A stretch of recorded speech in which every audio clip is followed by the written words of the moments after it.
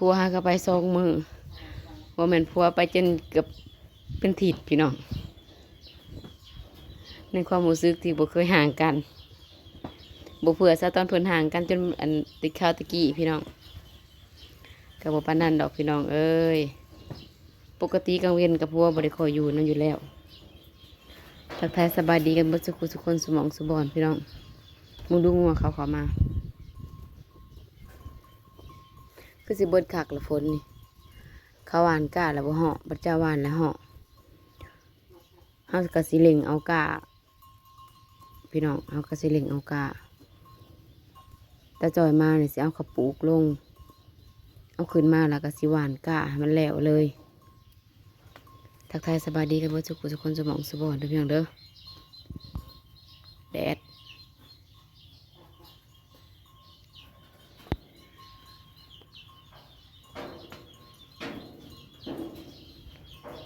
นอนรอบ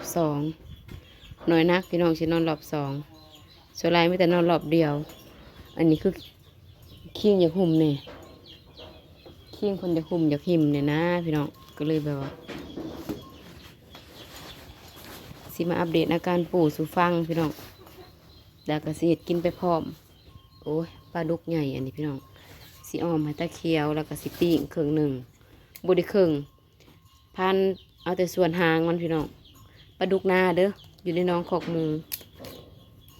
โอ้ยปลาดุกพันโบเป็นปลาดุกพันเลยพี่น้องว่าพิษบ่มือกินนี่นะ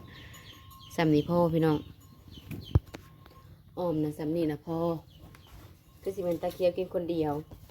จะเรียบก็จะสิกินน้ำสำได้สำหรับเฮานี่ก็บ่กินแล้วมันใหญ่โพดมึงดูผูกคางมันจุดอ่ะนะ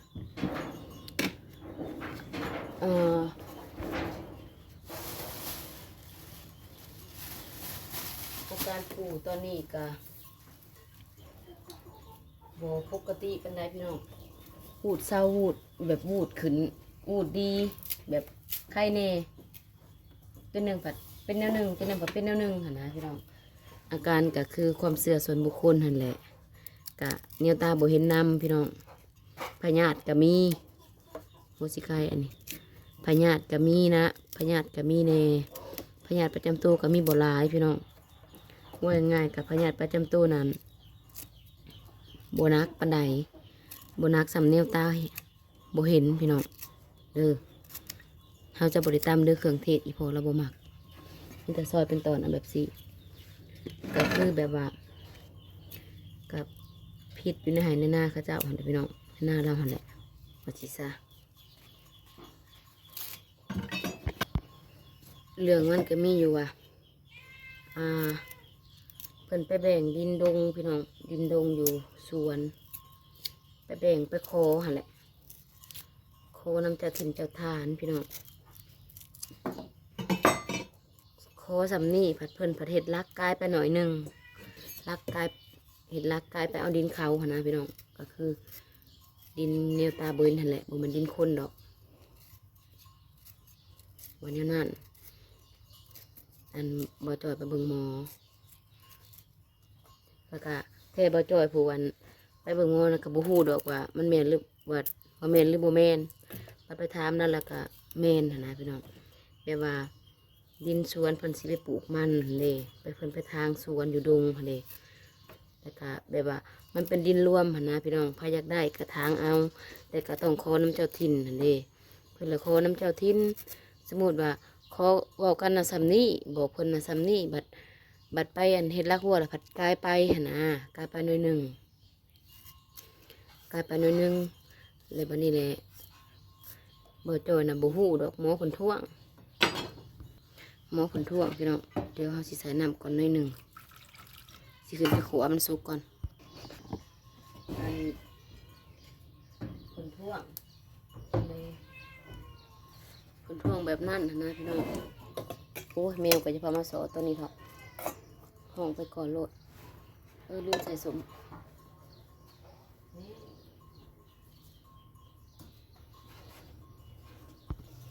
ทอดใส่เลยพี่น้องอันกายดินเพิ่นเลยหายเลยเพิ่นนั่นน้ำหาตัวคนนี้พี่น้องในตอนนี้นั่น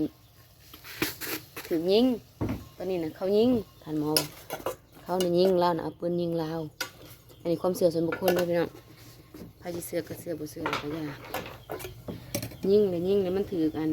ยิงแล้วมันถือใส่เล่าแต่มันถือใส่เล่าเห็นบ่พญาติเรากูมือนี่ก็ลำไส้ก็มีส่วนพี่น้อง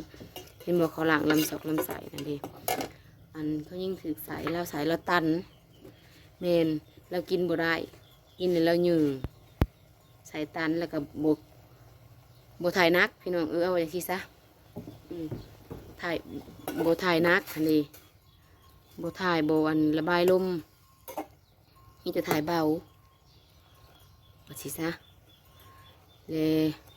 เสียได้บ้านนี้ก็มีแต่ไปเบิ่งหมอกับเพิ่นมีแต่บอกว่ามาห้องหมอน่ะบ่มีหยังหลายมีแต่อยากให้เมื่องมง่ายเอาอยู่บ้านเพิ่นว่าง่ายๆก็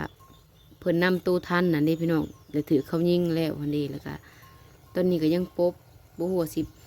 ปัวถึงวิธีหรือบ่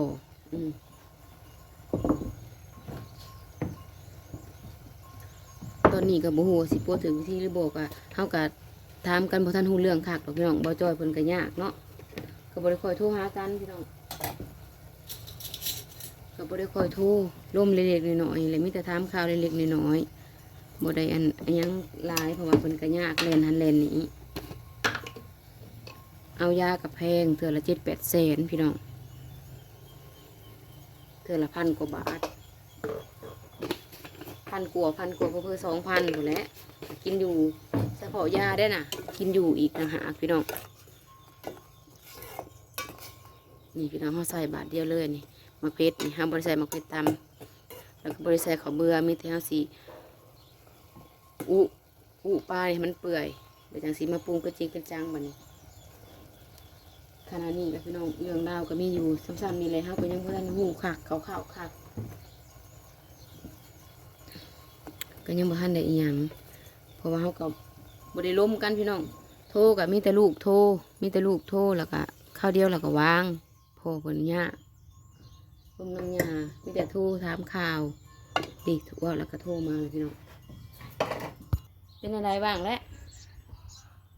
ก็บ่ว่านะแต่เป็นอะไรสิแก้ไขกันอะไรแล้วบัดนี้นะมีแต่สิขอออกมืออื่นกะมื้ออื่นเลยสิขอออกสิเมื่อปัวทางนั้นเมื่อแกอยู่พุ่นพออ่ะผมเขาว่าอยู่พุ่นปงเมียอยู่พุ่นมือปงพวานอยู่แบบมันเพราะว่าเอาเนี่ยพอเป่าอยู่พุ่นกะเพิ่นเราให้เช่าให้เมียงพื้นไปมาได้ผู้แล้วยังไปปงแค่นั้นเพราะว่าความว่าอย่างว่าลาต้องเมื่อผู้นั้นตัวล่างต้องปงเองเราต้องเฮ็ดเองแม่เราต้องเฮ็ดคอยเองไปเบิ่งอันนี้คอยไปเบิ่งอันนี้ก็มีแต่ลาวเป็นที่มีแต่ให้ลาวแค่นั้นเราพอมันนั้นได้ละให้เมื่อลาวเมื่อแกอยู่ทางพุ่นก้อนแม่มีว้าวอยู่พีมีแต่ให้เราแก้เองล่ามันบ่แบบรักหัวนั่นก็มีแต่ลาวไปแต่งก็แต่งขันย่อมอย่างแล้วก็จังให้คนอื่นไปคุดแล้วก็ให้ใครท่านย้ายก็มาไม่ง่ายมันกายแดนเพิ่นก็ง่ายมากก็อ่อนย้อมเพิ่นหันแล้วจังสิได้ก็ปิ้นปัวให้ผู้นี้ลูกได้ไปเป็นผู้แล้วครับให้ป่วนแพงลำเมืองไทยอยู่บ้านพวกต้องกันก็คือการมีแต่ผู้เกี่ยวมีแต่ให้ผู้เกี่ยวกับพิษนั่นล่านะบ่เห็นปุ๋ยแทงเราว่ามีห้องน้อยๆลงมามีต้นโพเป็นน้ำคำมีแทงกับโปรจักมาทางพอคอยไปเบิ่งเสานี่แหละแม่เนี่ยมันก็ออกคนเดียวกันโอ้ยคนลุกในหันมันแม้นอยู่แล้วเพราะว่ามีต้นไม้ดูต้นนึงหันละเพิ่นไปปาดเฮ็ดเมียงแหละแต่พูดปาดนั่นก็ไข่บ่ได้ปาดไม้เลยเข็มไม้นั่นก็บ่แล้วจนพระอยู่หั่นไผแหละไปดีไข่ก็บ่ไปปาดต่อคนในบ้านนั่นแหละปาดดีไข่ก็บ่ไปปาดต่อผู้นั้นก็ให้ล่ำพิษในผู้ปาไม้หลายผู้น่ะไปปรุงข้าวหวาน พู พ ด ง แล้ว กวานคือว่าพงกวานละคอสร้างคอสาคออยู่คออันนั้นลูกหลานบอน หูบ่ ลูกห จั ลาก นหลายเลย อืม ฮะอันนั้นก็ดี อืม ดีกับบ่แม่นว่าดีเลยครับดีแล้วครับดีแล้วก็บ่ไปปาด อืม ปาดเลยไหมนี่ครับพวกก็บัดนี้เนี่ยขอแล้วเนาะถามออกไป เพิ่นก็เราน่ะขอบังให้มันซึ่งต้นไม้หันต้นไม้ตัวเขาไปปาดน่ะบ่ ครับไปเลย เขาน่ะซ้ำนั่น เนี่ยย้ายเพิ่นออกแล้วก็ตัว บัดไปดวดตัวจริงแล้วเพจกายเพิ่นไปตัวโคก็เพิ่นน่ะไป กายคอกายตัวคอก็เพิ่นน่ะไป อืม เพราะว่ามันบ่วิดปลายไม้วิดอหย่างนี้กายออกไป อืม ยังมีตำพังแล้วโหไว้บ่ทันได้นำจับ อืม อันก็ไปเบิ่งอันนั้นเช้านี่ก็แม่นอันนี้เขาถามก็บ่จักถาม อืม บ่จักมีหยังครับเพิ่นว่ามีแต่ให้ผู้เกี่ยวไปแก้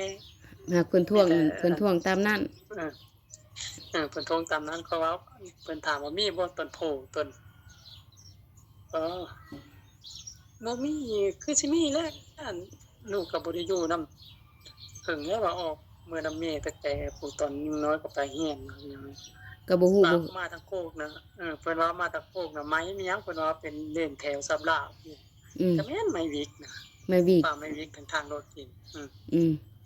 เพิ่นว่าถ้าข้ามห้องไปหาแล้วมันเป็นดงเป็นโศกมีหยังก็ข้ามผาอย่างนี้ผาแต่คนก็มันดงอันนี้ ภายในน่ะบ่ทางภายทางในน่ะบ่เราไปทางน่ะ ทางผายทางทึ่งอันนี้ โอ้เออ มันก็เดียวข้างนี้มันก็เป็นดงข้างนี้ก็ทางขึ้นมาทางหน้าเขานั่นเด้หน้าเขาไม่โทษนั่นเด้ อืมภายเทิงบน ทาง ค ห รั น้า บ เขาไม่โทษแล้ว ภายเทิงบนครับไปตึกป้า ฮะ ภายเทิงบนครับไปตึกป้าภายสุดนะตาบ่ะ อืม อันแต่มันยับเป็นผู้นี้ดอกดินอันยับเป็นผู้นี้ทางพี่มันกระดงแม่นว่ะ อืม ตั้งหน้ากับเบโทพี่ก็สุเพิ่นให้ไม่วิกไปปลูกมันเด้ อืม พวกกลางมี เดี๋ยวสิได้บัดนี้ พี่ นะ ครับ บ่เผาเราเอามือเฮือน เมื่อไปได้เราได้ไปแก่ได้ ไปแก้อยู่ให้เราไปเป่าไปหาไปอยู่บนปัวผู้ก่อนบ่เผาให้เรามือเฮือน มื้ออื่นน่ะสิแวะปอกหัวหั่นแหละเพราะว่าเดี๋ยวนี้เราก็นั่นแหละสิให้เราไปแก้ อืม สิให้เราไปเฮ็ดหมดในมื้อนั้นน่ะก็ได้เราไปได้แล้วให้พวกมีหยังไป อืม พาไปแก้ไปหยังซอยย่อมหยัง อืม ยังมาเป้ามาหยังก็แน่มัน คัน เป้าออกไปได้แล้วก็แน่มันดีแล้วก็ขอแก้ไปตามนั้น คันกะว่าเราไปได้แล้วให้เราไป เพราะว่านั้นก็บ่ได้ก็แน่สิให้แพงก็บ่ได้ของรักษาแพงมันก็ย้ายออกเลย อืมยังแต่ประธานอยู่นำลาว อืมอ่า ยังแต่ประธานผู้เป็นหลักคันว่าเจ้าก็มาอยู่พี่หักคันว่า อ่า อยู่พี่ก็เฮ็ดได้อยู่ดอก บ่ได้ประท่านก็อันเฮ็ดบ่ได้เพราะว่ามันออกในบ่อนเปล่าแล้วว่าพ่อแม่ยังอยู่สิให้ลูกให้หลานไปเฮ็ด ก็แม่น สิให้ลูกให้หยังบ่ได้ ก็บ่ได้เพราะว่าปู่เป็นคนไปอันนั้นเองก็ต้อง กับตัวเราเองแหละไปหยกไปหยาไปบอก เพราะ แล้ว ว่าอันเบก็ไปบ่ได้เป็นภัย หยาเป็นไผ่บ่ เป็นภัยไปบ่ได้ แม่นมีแต่ดาว แล้วก็มีแต่ ขนาดนั้นแหละ มีแต่ไปเป่าแล้วก็ให้หมอเข้าหันแหละอันนั้นให้เรา มื้ออื่นนี่ก็บอกเขาแต่งนี้มื้อละมื้อละให้แวะเป่าอยู่หั่นก่อน อืม แวะเป่าอยู่เฮินหมอหั่น ก็ได้เป็นไปได้มันค้ำเรานอนอยู่หั่นก่อนมื้อเช้าเป่าแล้วมื้อเฮือนหลับเราไปได้แล้วเขาไปแก้พาให้เราไปแก้หมด เพราะว่ามั มื้อน เดียวนะให้หมดนะ เพราะว่ามันแก้มันก็แก้ตอนเช้าคันเมื่อมื้ออื่นนี่บ่ทันอยู่แล้วแม่นความเจ้าบอกเขาว่าเมื่อมื้ออื่นมันก็แก้บ่ทันเลยสิเมื่อนอนอยู่เฮือนอีกนี่มันก็สิยากอีก มาเป่าไม้มันเป่าไม้ออกไปได้แล้วก็แก้ไปกับเป่านั้นเพราะว่ามื้อนี้เราก็ถ่ายแล้วเด้ค่ะ มีแต่หาย โอ้ยเขาอุก มี น้ แต่หายมีแต่จักมือ ำหั่นแหละมันข่อยอุกน้ำมันเกี่ยกล่อมเมื่อแหละนั่นน่ะแต่มีแต่เมื่อแหละคือจะเว้าหั่นแหละเมื่อนั้นได้กับมื้ออื่นนี่มันแก้บ่ได้มื้ออื่นนี่มันวิดเวลาเลยอย่าไปแหวนอนเฮือนหมอนั่นเป่าอยู่เฮือนหมอนั่นในมือฮื้อแล้วจังพาเราเมื่อแต่เช้าแล้วจังพาเราเลยไปแก้เลยเตรียมอิหยังให้เราแล้วพาเราไปแก้เลยอันนั้นซะ หากมื้ออื่นนี้เนี่ยได้กระยาบ่อยากให้เผาเมื่อนอนเฮือนน่ะให้แหวะเฮือนหมอน่ะก่อนให้มีบ่อนหักสมรักษาก่อนให้มีบ่อนปกปักรักษาบ่มีกลุ่มคุ้มครองเอาเราก่อนมือเฮือนน่ะมันพิษน่ะเพิ่นเพราะว่าเขาเว้าจังหนึงก็เขาก็สิมาเจาะเอาเราในเฮือนหั่นแหละเห็นบ่มือเฮือนแล้วมื้อนอน2คืนก็บ่แจ้งซ้ำน่ะแม่เป่าอยู่เฮือนหมอนั่นก่อน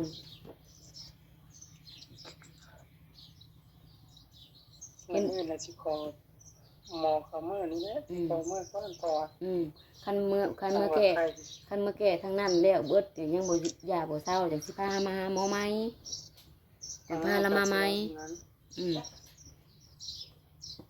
บ่มื้อนะหมายว่าไปได้กับบ่มื้อหายดอกนี่ได้กับบ่มื้อ มาพี่นั่นแหละก็บ่มา สั่งพี่น้องก็บ่มีพายุที่มันไกลก็ขอมันไกลโฮโมเนี่ย เอ้ยน้องน่ะบ่สำคัญดอกมีแต่เฮามาภาคพื้นอันนั้นมาไปหาหมดหาหมอพาไปกวดนี่ก่อนแต่พาไปกวดในจิงกอกนี้ดอกมันมีกลางนะมันมีกลางนะก่อนนั้นได้ก็บ่มาพี่น่ะ ฮัลโหลท้องแล้วมันคือตดอยู่ดิ ฮะ เราถ่ายเลยนะมันนี้ก็ถ่าย อืม ตดเลย แล้วก็ขวดให้ไปให้หมอนะขวดออกให้ช่วงให้เศร้ากันนั่นก็สิไปแก่ไปโปดมันต้อง หมอกับปุยแพง